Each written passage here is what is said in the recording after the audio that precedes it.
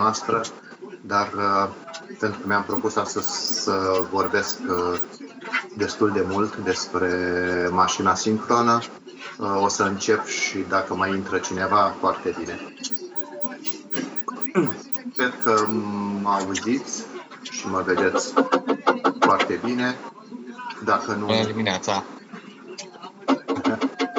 Dacă nu, dați-mi un semn. Cred că da. Vă reamintesc, data trecută am început să vorbim despre mașina sincronă și v-am vorbit în special despre construcția acesteia. De altminteri, în acest moment, pe slide-ul pe care îl aveți afișat pe ecran, puteți vedea o structură, o secțiune transversală prin mașina sincronă. Este vorba, foarte repede vreau să vă reamintesc, este vorba despre cele două variante constructive, în figura varianta cu poli aparenți și în figura B varianta cu poli înnecați. Închide ușa, Teo. Trebuie să rămâneți cu senzația că, nu cu senzația, cu informația clară, că între cele două mașini, din punctul de vedere al parametrilor de funcționare, există deosebiri semnificative. Deci tipul de rotor, vedeți, numai rotorul este diferit la cele două tipuri de mașini. Tipul de rotor influențează puternic modul în care funcționează mașina și astăzi o să vedeți prin ce anume se întâmplă acest lucru. Foarte repede vă reamintesc, statorul mașinii în ambele variante este practic identic cu cel al mașinii de inducție, deci un circuit magnetic cu crestături uniform distribuite și o înfășurare de regulă trifazată. Este o înfășurare de tip repartizat în crestături. Rotorul diferă constructiv. În partea stângă, spuneam, am varianta cu poli aparenți, unde remarc niște piese polare feromagnetice pe care sunt plasate bobine care seamănă foarte mult cu cele de la transformator sau cu cele de la mașina de curent continuu, bobinele plasate pe poliinductori. Deci sunt bobine de tip concentrat plasate pe polii mașinii. Dimpotrivă, la mașina cu polii înnecați am crestături aproape uniform distribuite, nu sunt complet uniform distribuite, vedeți aici un dinte foarte mare, mai este unul și la ora 6, și în care este plasată o înfășurare de data aceasta de tip repartizat. Noutatea pe care o aduce mașina sincronă constă în faptul că înfășurarea de pe rotor este întotdeauna alimentată în curent continuu, deci de la o sursă de tensiune continuă. Și datorită acestui lucru, în componența mașinii sincrone apare și cel de-al treilea element, nu-l vedem pe acest slide, și anume sistemul de excitație. V-am arătat mai multe sisteme de excitație, diverse variante, pe unele puteți să le înțelegeți, pe altele nu, cele cu mașini sincrone în construcție inversată. La un moment dat veți fi în situația de a putea înțelege și structura respectivă.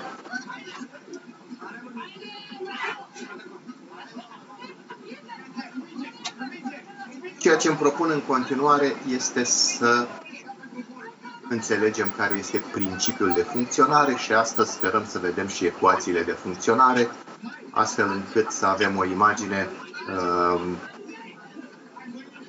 mai întregită asupra mașinii sincrone. Mă duc repede la slide-ul care mă interesează.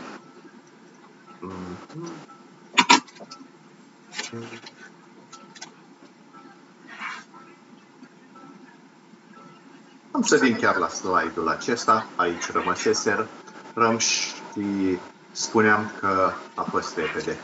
Ca să vedem toate. Aici erau regimurile de funcționare, regimul de generator, de motor și compensator. Este un regim nou care apare și îl regăsim numai la mașina sincronă, regimul de compensator. Celelalte două regimuri le cunoaștem deja de la celelalte mașini. Practic sunt două regimuri de funcționare quasi generale pentru majoritatea mașinilor electrice.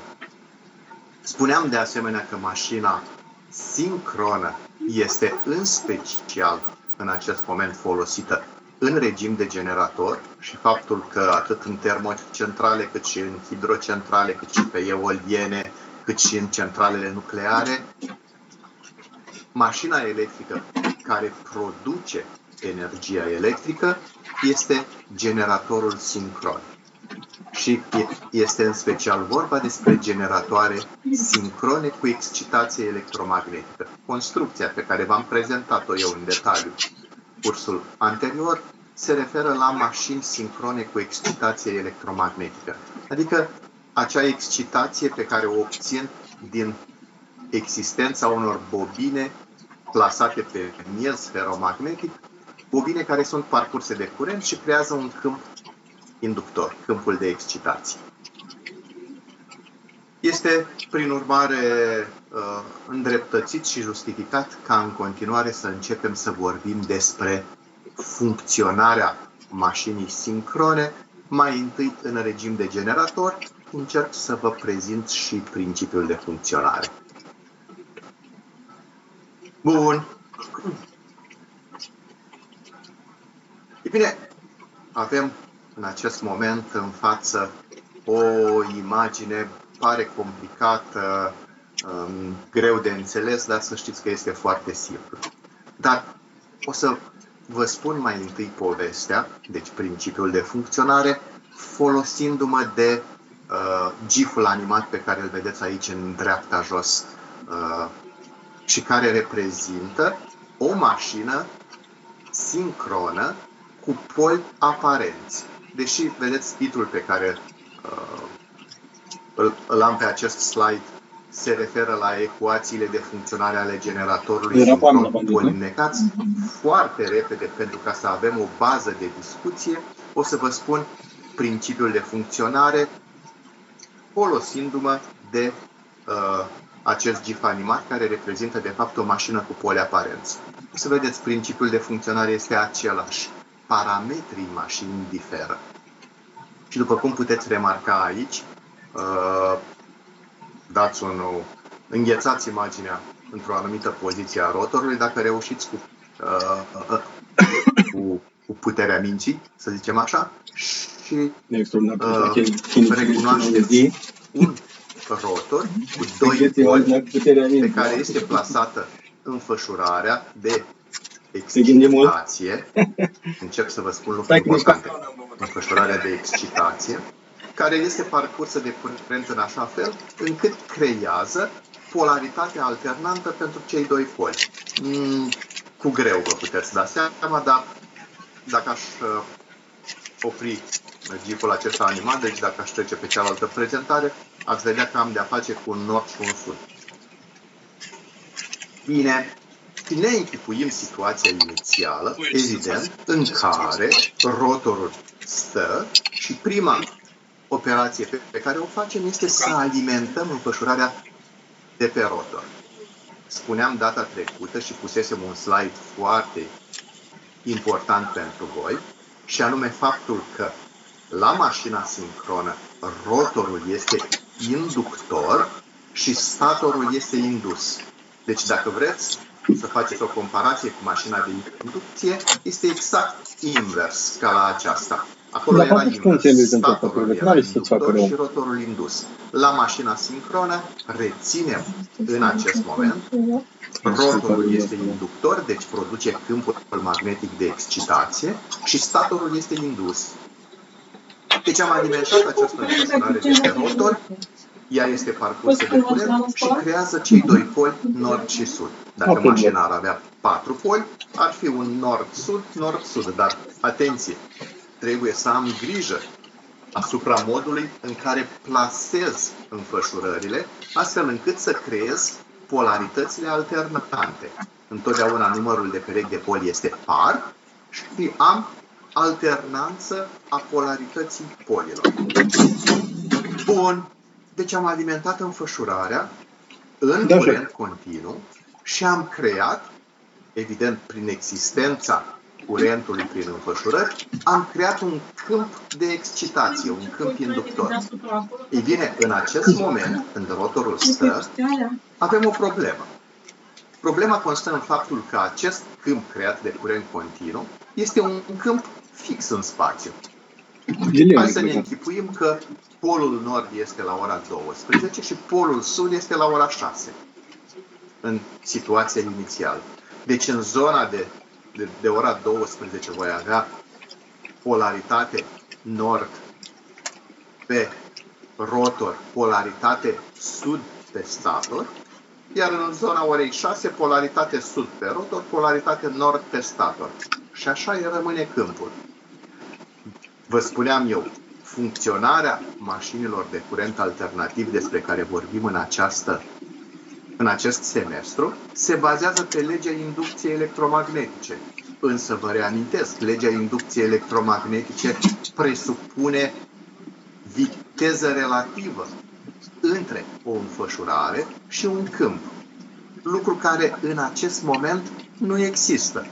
Prin urmare, deși am alimentat înfășurarea de excitație, faptul că ea creează un câmp magnetic fix nu mă ajută cu nimic. Însă, bine că am acest câmp. Pentru că, atenție, vorbesc despre regimul de generator, adică mașina primește putere mecanică pe la ax, deci ceva o învârte. Prin urmare, în acest moment nu am nicio problemă pentru că, nu știu, vântul, aburul, apa o să-mi acționeze axul mașinii care va roti rotorul. Și ne închipuim cum stă polul nord sus la 12 și 6 și la ora 6 stă polul sud, dar rotorul începe să se rotească și câmpul acela deja devine un câmp variabil pentru înfășurarea de ce merge la asta, boiu? Deci, pe cale mecanică, transform câmpul fix de excitație într-un câmp învârtitor. Dar acest lucru se petrece doar pentru că ceva din exterior îmi învârte rotorul. Încă o dată, suntem deocamdată pe regimul de generator. Bine că ceva învârte rotorul, bine că transformă câmpul fix într-un câmp învârtitor, deci un câmp variabil, un câmp care în acest moment va putea, conform legii inducției electromagnetice, să inducă în înfășurarea de pe stator o tensiune, conform legii inducției electromagnetice. Pentru că am înfășurare fixă, câmp învârtitor creat de rotorul în mișcare, se induc tensiuni în cele trei faze, le puteți vedea, roșu, verde și albastru. Prin urmare, la bornele mașinii va apărea o tensiune. Și iată că am transformat această structură într-un generator.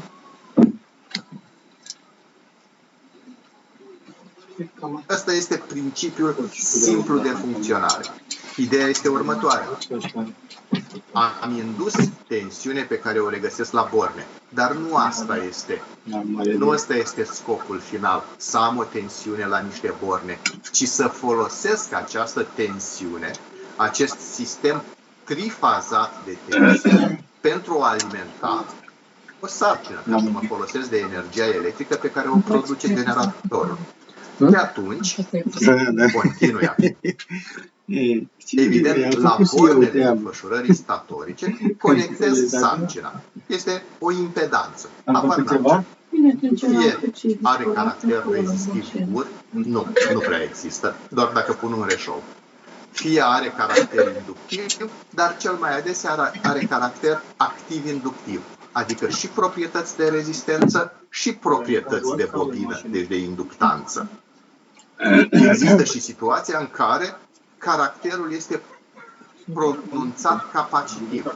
De exemplu, dacă acest generator este conectat la niște linii de transport a energiei electrice, acestea au un caracter capacitiv. Iată că am și al treilea tip de sarcină pentru generator și o să vedem cum se comportă pentru cele trei situații. Dar în acest moment rămânem doar cu informația că la bornele înfășurării statorice am conectat o sarcină. În momentul când conectez o sarcină, asta înseamnă că am închis circuitul înfășurării trifazate statorice. Drept urmare, datorită faptului că am tensiune la borne, în momentul când închid circuitul, va apărea un curent prin înfășurarea statorică. Și orice curent printr-o înfășurare va crea un al doilea flux. Este vorba de fluxul de reacție.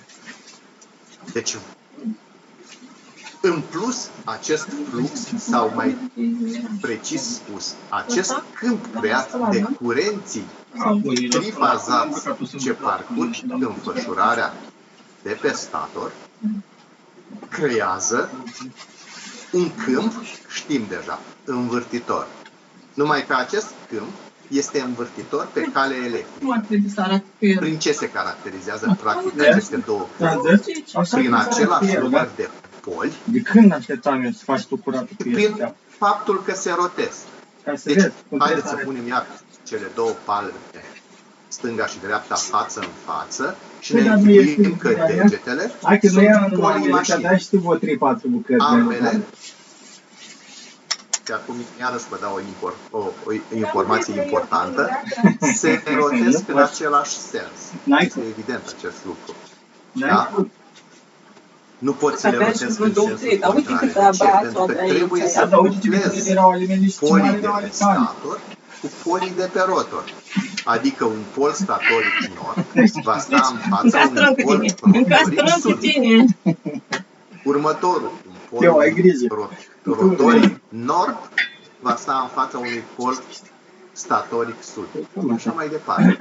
Altminte, rotirea celor două câmpuri nu este posibilă, pentru că am avea situația când poli de polaritate opusă ar fi față în față, deci se atrag, sau poli de aceeași polaritate sunt față în față și se resping. Lucru care ar fi ciudat într-o rotire continuă a rotorului. Prin urmare,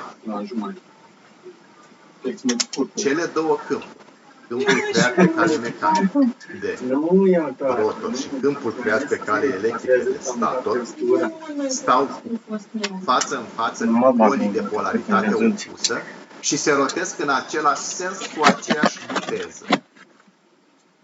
Se numește viteză de sincronism. Știm despre ce este vorba, nu? Că am întâlnit această noțiune și la mașina de inducție. Viteza de sincronism creată de câmpul învârtitor produs de curenții prin înfășurarea statorică.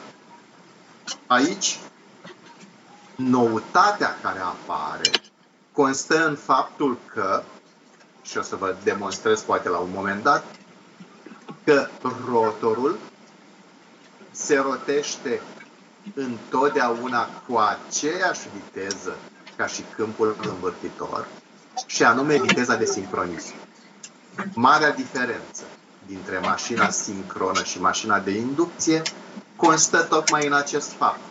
La mașina de inducție, rotorul se rotea întotdeauna cu o viteză diferită de viteza de sincronism, pe când la mașina sincronă, rotorul se rotește întotdeauna cu aceeași viteză ca viteza de sincronism. Acum, probabil că ați aștepta o explicație de ce această diferență, dar dacă vă dau acum în acest moment această explicație, vă zăpăcesc de tot. Deci am să mă abțin, deși îmi place să dau această explicație, n-am să o fac acum. O voi face cu o altă ocazie, astfel încât să puteți să aprofundați ceea ce înseamnă mașina de inducție și mașina sincronă, ca după aceea să înțelegem. Pentru că nu există, de fapt, nicio diferență între ele, deși funcționarea pare diferită. Bine, eram să mă duc în explicații, dar mă rețin. Revin și mă uit puțin pe ceea ce am scris aici. Deci avem de a face cu un flux inductor creat de înfășurarea rotorică, scuzați-mă, de fluxul de reacție, vedeți, l-am notat tot, indiciat, creat de înfășurarea de pe stator, Cele două fluxuri se compun și dau naștere unui flux rezultant. Și, ca la orice structură electrotehnică, există și acest indice sigma, un flux de dispersie, este de regulă un flux secundar.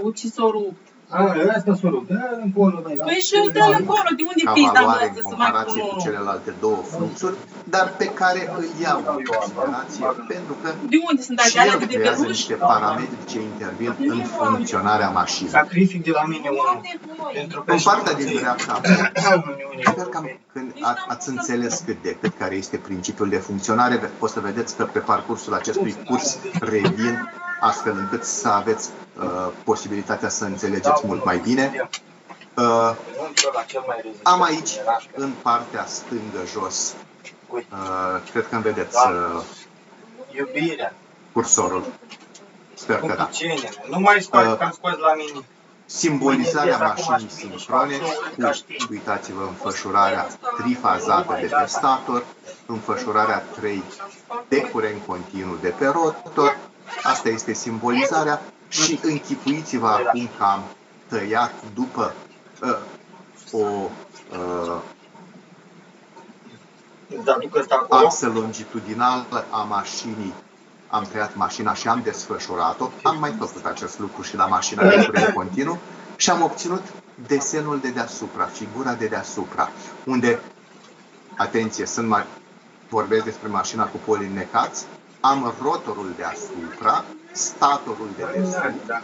Pe stator nu am pus crestături uniform distribuite, ci am reprezentat, de exemplu, o fază, faza AX, doar prin două conductoare sau două mănunchiuri, ca să fie mai ușor de înțeles, să nu complic desenul foarte tare.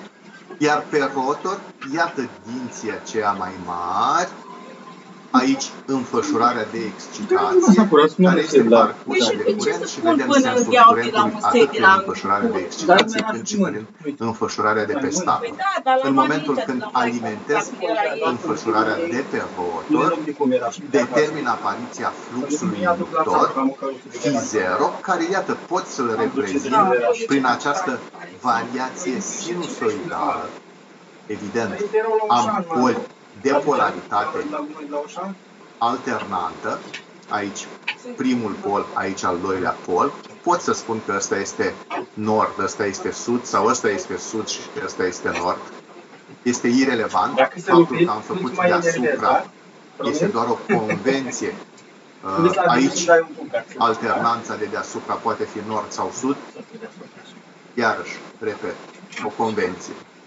Așa, deci am modul de variație și vă reamintesc. Este vorba despre o reprezentare ideală. Nici o mărime. Practic, sau sunt foarte puține mărimi, doar dacă vin din exterior și le impun, sunt sinusoidale. Dar putem aproxima cu mare precizie faptul că fluxul inductor este sinusoidal și vreau să vedeți faptul că maximul câmpului este în axul polului rotoric și aici la fel, tot în axul polului rotoric. Deci este fluxul inductor și în momentul în care înfășurarea statorică este parcursă de curent, apare fluxul de reacție, iată Φ, care și el este maxim în axul polului. O să mă întrebați de ce arată așa. Am luat o situație în care rotorul față de stator ocupă această poziție. Evident că acest desen se modifică pentru că, vedeți, rotorul se rotește cu viteza N1. Deci ăsta o să vină mai spre dreapta, mai spre dreapta și așa mai departe. Deci voi avea diverse poziții ale celor două câmpuri, Φ0 și Φ. Prin urmare, faceți un efort de imaginație și acceptați faptul că această reprezentare corespunde acestui moment pe care l-am surprins. Bun, și spuneam că am cele două câmpuri câmpul inductor și câmpul de reacție, ele se rotesc în același sens. Evident, au amplitudine diferită, dar se rotesc în același sens cu aceeași viteză. Și, prin urmare, cele două câmpuri se compun și dacă adun curba aceasta punct cu punct cu curba punctată, care reprezintă φ, atunci rezultanta este cea de aici. Vedeți, am făcut-o mai groasă, cu puncte mai mari. Acesta este fluxul rezultant în mașină. Asta este foarte important, fluxul rezultant. Și vreau să facem acum o comparație între fluxul rezultant și fluxul inductor, creat de înfășurare de pe rotă. Uitați-vă, fac aici comparația. Aici am un maxim pentru fluxul rezultant, aici am un maxim pentru fluxul inductor pe același pol, pe aceeași polaritate. Vedeți? Jos, jos. Nu mă compar ăsta cu ăsta de aici, ci un maxim de o anumită polaritate al fluxului rezultant cu un maxim al fluxului inductor de aceeași polaritate. Și vreau să remarcați faptul că între maximul celor două unde sinusoidale există un decalaj. Atenție! Noi, în fapt, suntem pe circular. Aici este o reprezentare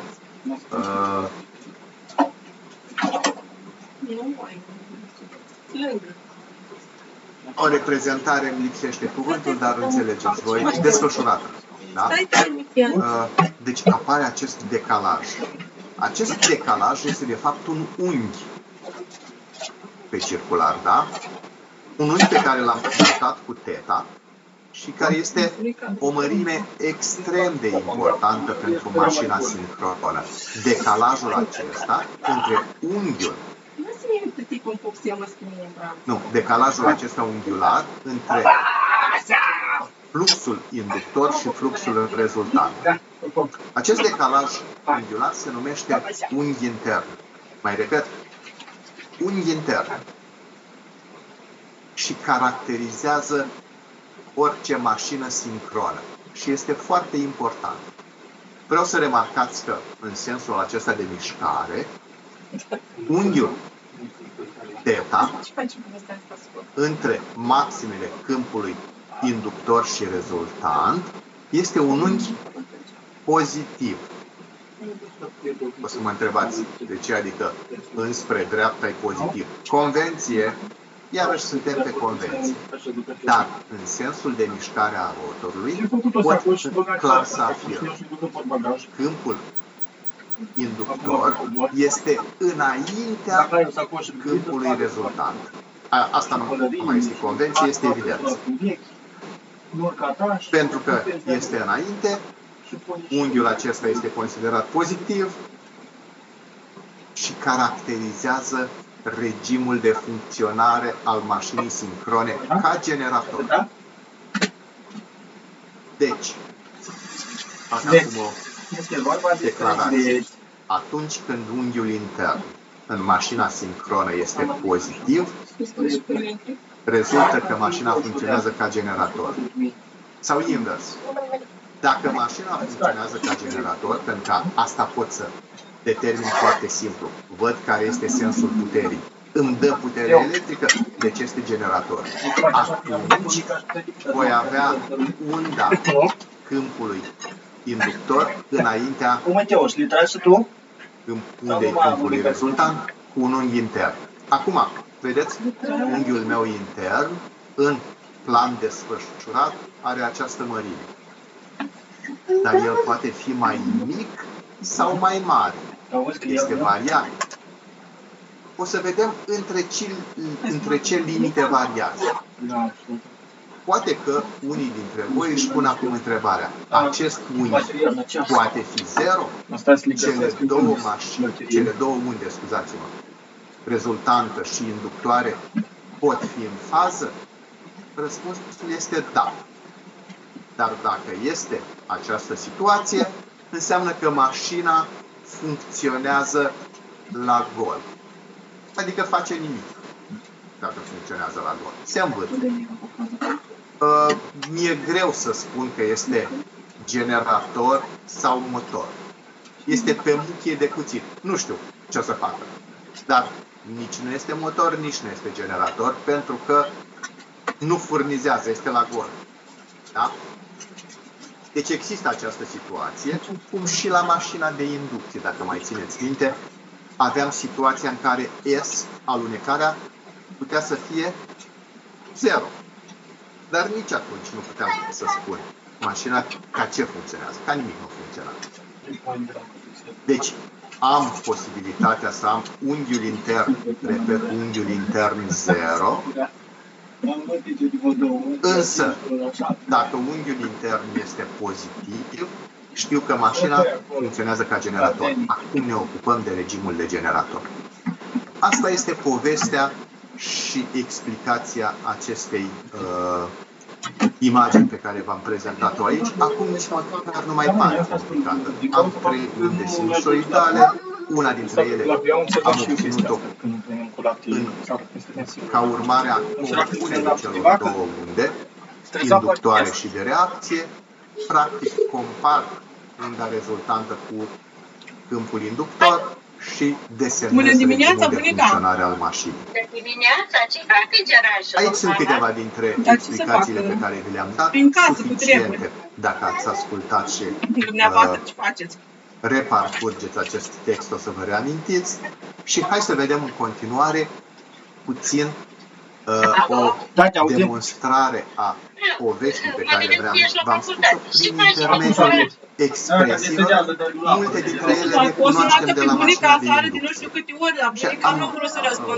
Vreau să remarcați aici principiul de funcționare de l-am pus în pași 1, 2, 3, 4, 5 și 6. Urmează aceeași chestie pe care o demonstrez aici prin intermediul expresiilor.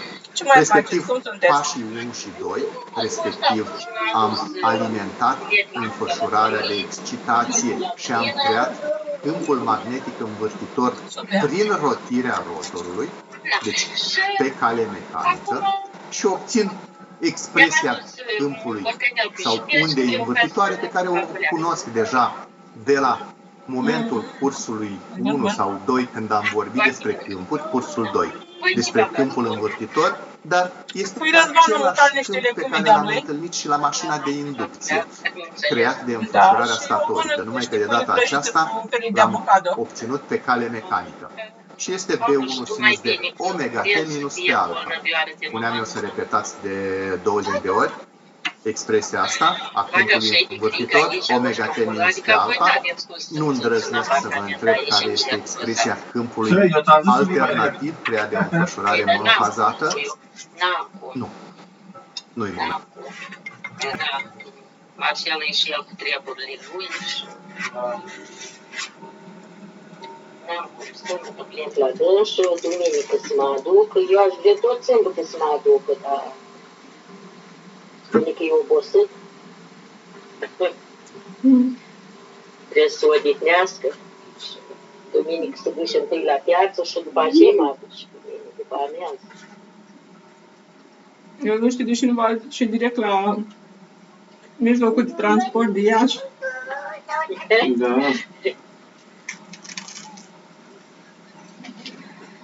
Luni dimineață, cu ajutorul lui Dumnezeu, plec și eu copiii. E bine. Prințășoară, îi pare rău după mine că am plecat la Bă, Leo, știi că altă dimineața? Ia auzi, Leo. Ce faci tu, Deolă, bunica? Ți-i dor de bunica, nu bunica e dor de tine. Nu se vede, e negru. Păi cine mă mai mângâie pe mine dimineața să-mi zică memei, memei, memei? Da. Motani. Ei, numai Petrică, că mână să văd că nu ne-o venit deloc. Da. Ca la mașina de inducție. Și factorul de înfășurare KW1. Așa, s-o măritat. Deci este minus W1 KW1 de Φ0 la dt. Φ0 este ăsta. Am scris aici și practic trebuie să dau pe cineva pe mult, am rescris această ecuație, tot în sinus, se pune în evidență faptul că tensiunea indusă este în urma fluxului cu pi supra 2. Știm asta. Valoarea efectivă a acestei tensiuni are expresia aceasta. Uitați-vă cu 4,44, cred că vă urmărește această valoare unic 4,44, e 2 pi supra radical din 2, ori F ori W ori KW ori fi 0. După care, evident, n-am ce face cu această tensiune dacă nu o folosesc, conectez la bornele înfășurării statorice o sarcină și este important să precizez ce fel de sarcină. Activ inductivă, pentru că acest tip de tipul de sarcină îmi spune cum se defazează curentul în urma tensiunii sau înaintea tensiunii. Este important să știm. Cele mai uzuale sarcini sunt cele activ-inductive. Și atunci, ea determină un defazaj multiple de activă și de inductivă. De asta defazajul este notat cu unghiul beta, dar este în urma tensiunii E0. Da, nu am lăsat și noi așa într-una și ne-am uitat tot așa. Minus pi supra 2, minus beta. Dacă era o sarcină capacitivă, eu mâncat grăuțele din cuiți, dar și la noi tot așa, ți-e nimic. Pentru că aș fi avut curentul în fața. Și o semințe de flori ne-au mâncat, și o semințe de guri de astea. Care parcurge înfășurarea statorică este aceasta și știm ce se întâmplă. Astea sunt expresiile și pentru celelalte două faze. Stă pe jos și mângâi portocați. Cu defazajul de 2 pi supra 3 și 4 pi supra 3. Dar acest sistem trifazat de curent, evident, creează câmpul de I-am cumpărat reacție, și la pic de vacă, să noapte mâncai a și că cărui noaptea numai la pic de vacă. expresie este omega t minus pe alfa minus pi supra 2 Mă, minus să trezi din beta, oră în oră. pentru că ăsta este defazajul în acest Alimentezi din moment. oră în oră. Fluxul fascicular are această expresie și acest al doilea flux de reacție, asta este interesant, trebuie să înțelegeți chestia asta. Acest al doilea flux de reacție induce și el în înfășurarea care tensiune, care este defazată în urma fluxului cu pi supra 2. Și atunci decalajul va fi omega t minus pi supra 2 minus beta minus pi supra 2, adică omega t minus pi minus beta. Asta este deja cea de-a doua tensiune indusă în înfășurarea statorică. E0 era indus de fluxul inductor, EA este indusă de fluxul de reacție. Iată și valoarea acestei, valoarea efectivă a acestei tensiuni și faptul că în pasul cele două fluxuri, inductor și de reacție, se compun. Vi se pare greu? Răspunde în locul vostru. Este interesant. Sunt niște pași logici pe care îi urmărim. Avem așa, recapitulez eu acum, da? Fluxul inductor variabil, induc tensiunea E0, pe care o regăsesc în taborne, o folosesc, deci conectez o sarcină, apare curent în înfășurare, deci un al doilea flux EA. Tipul ăsta, nu știu, îi captă tăticul ăsta, nu vrei să asculti de băietul ăsta deloc. Au același număr de poli și se rotesc în același sens cu aceeași viteză. Și băietul îi spune, de,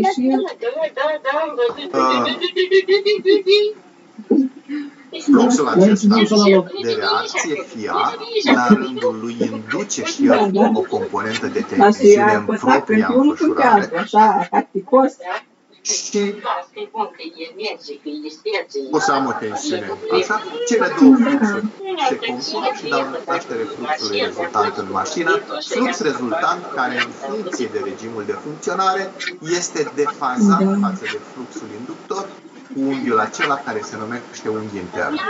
Practic am rezumat funcționarea mașinii în două fraze compuse, care în acest moment cred că au devenit mult mai clare pentru voi, deși deja cred că am atins limita de informație nouă pe care pot să vă dau. Hai să ne jucăm puțin Așa se cu gândesc o animație pe care am construit-o eu. să lucrească. Iată, Lumea mai pornesc de la dragă. fluxul inductor, care este un flux Radu, învârtitor. și faci azi, dar El induce o diversul? tensiune zero în înfășurarea statorică, defazată în urma fluxului. Vă reamintesc, Da, sensul foarte bine. pozitiv în reprezentările fazoriale este sensul trigonometric, cel antiorar. Atunci tensiunea E egal cu minus d fila dt este defazată în urma fluxului cu 90 de grade.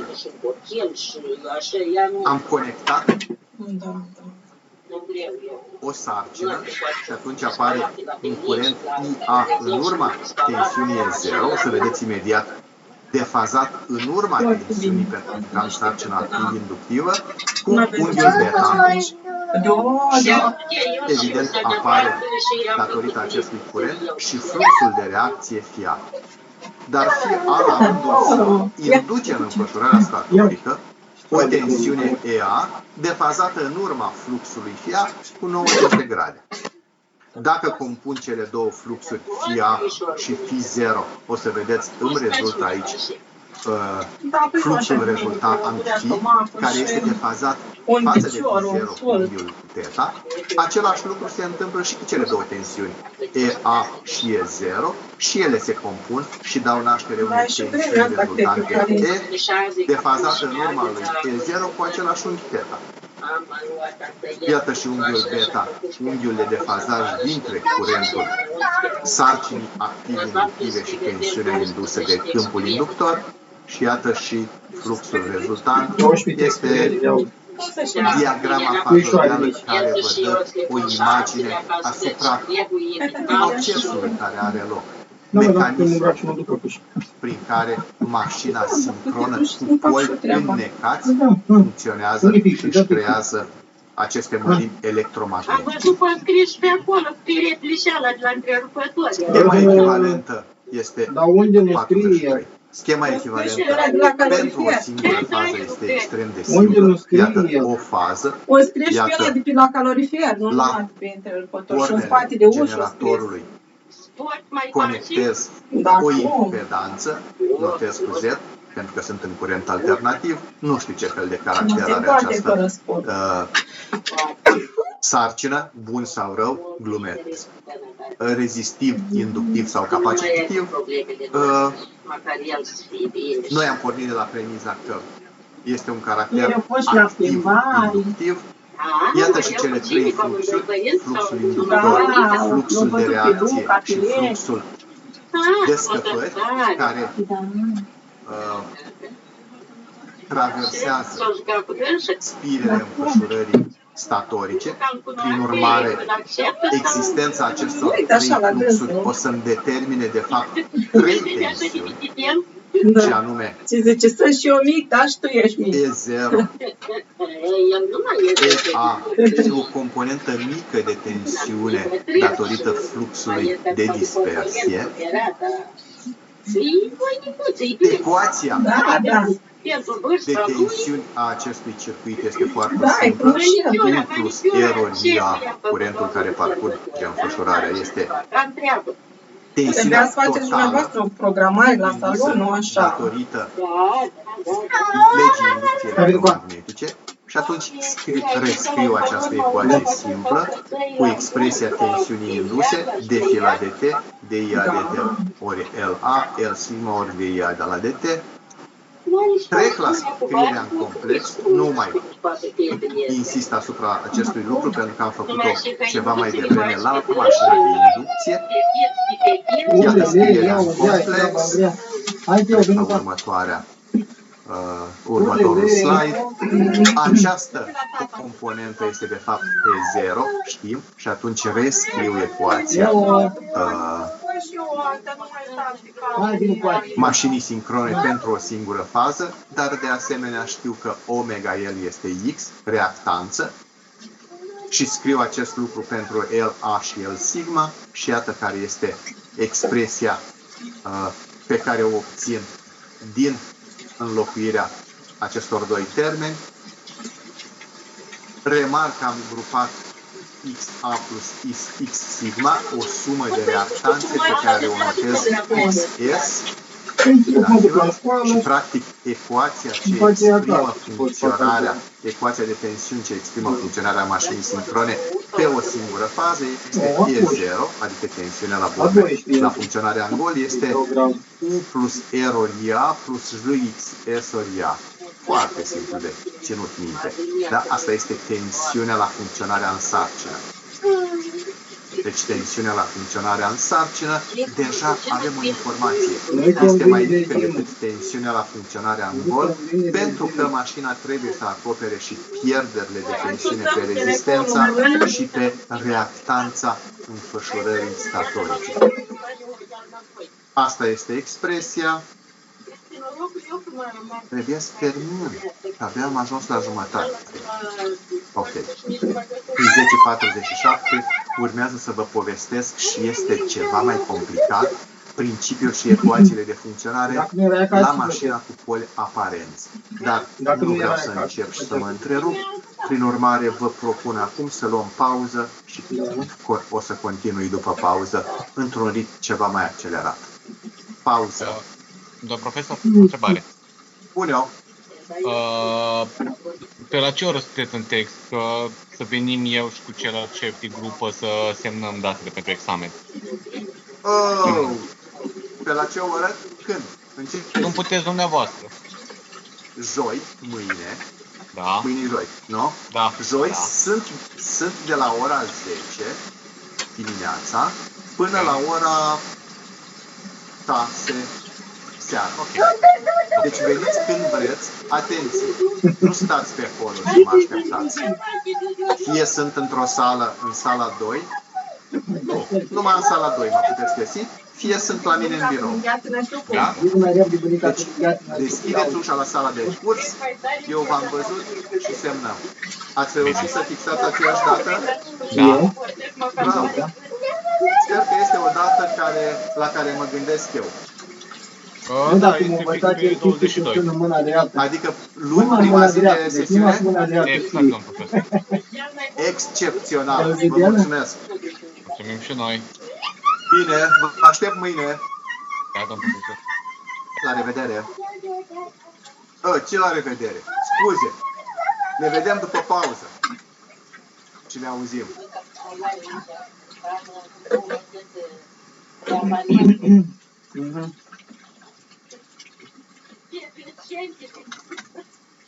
Asta nu e ca să am aceea de imunitate